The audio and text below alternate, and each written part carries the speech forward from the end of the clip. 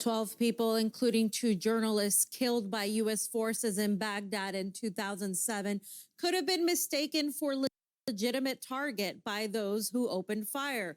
That's the argument of a prominent U.S. national defense lawyer speaking at a panel on the case of Julian Assange, sponsored by a think tank founded by a former CIA director. They didn't know who they were shooting at. They thought they were shooting at rescuers of enemy. And you can, under laws of war, kill the rescuers of the enemy because they're looked at as being the enemy. The Gray Zone's editor-in-chief, Max Blumenthal, was at the event. Mark Zaid is arguing for the legality of attacks on not only rescuers, but civilians in general, if they are seen in the same space as the enemy.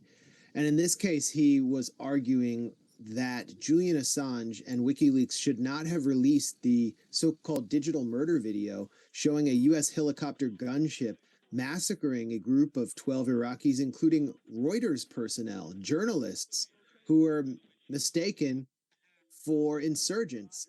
That was Mark Zaid's justification for declaring that this massacre was actually legal and within the laws of war. And further, he declared that Julian Assange should have simply gone to the U.S. government and registered a complaint about this apparent act that was still legal in his view, and that would have resolved everything. And this was all part of an argument by Zaid at under the auspices of the Michael Hayden Center to argue for Julian Assange's continued legal persecution by the U.S. government. At the conference, Blumenthal also brought up Sigurdur Thordarson, a man used as a key witness in the case against Assange. That's despite Thordarson's 2021 confession, where he admitted to lying in the indictment against the WikiLeaks founder. Max Blumenthal pressed Mark Zaid over that issue and more.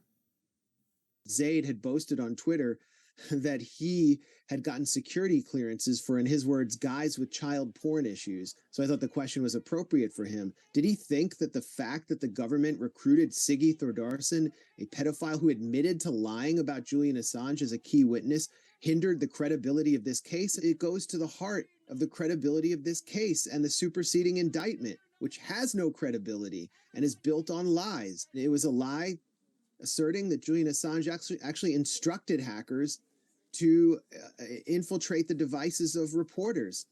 And that's what he's accused of.